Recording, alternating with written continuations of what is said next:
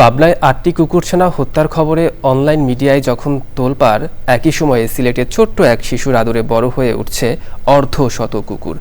যে বয়সে শিশুরা খেলায় মেতে থাকে, সেই বয়সেই প্রাণী রক্ষার ব্রত নিয়েছে ১০ বছরের সামিন, যা প্রাণী সংরক্ষণের অনন্য উদাহরণ সৃষ্টি করবে বলে প্রত্যাশা সবার। ছোট্ট সামিনের মানবিক গল্প নিয়ে সাদিকুর রহমান সাকির তথ্য ভিডিও চিত্র আফরোজা হাসির রিপোর্ট।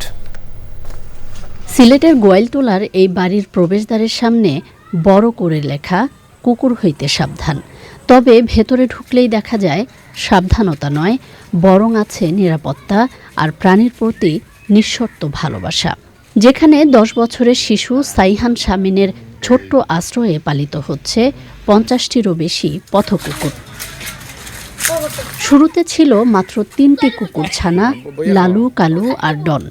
ধীরে ধীরে সেই সংখ্যা বেড়ে এখন এক বিশাল পরিবার। নাম ধরে রাখলে তারা আসে, তার বিভিন্ন নাম রয়েছে।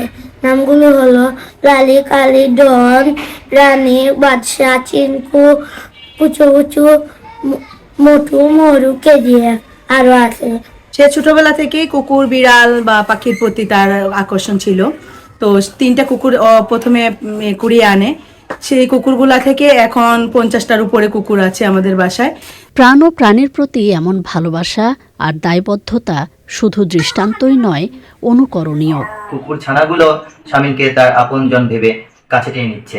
এটা আসলে একটি ডিফারেন্ট ঘটনা। এখান থেকে অনেক কিছু আসলে শেখার রয়েছে। তো সাবিনের এই পশুর প্রতি যে ভালোবাসাটা, যে টানটা, আসলে আমাদের প্রতিটি মানুষেরই এমন হওয়া উচিত।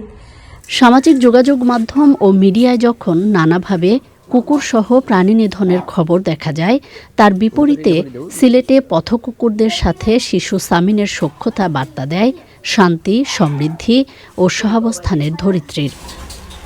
আফরোজা হাসি, প্রকৃতি ও জীবন ডেস্ক, চ্যানেল আই।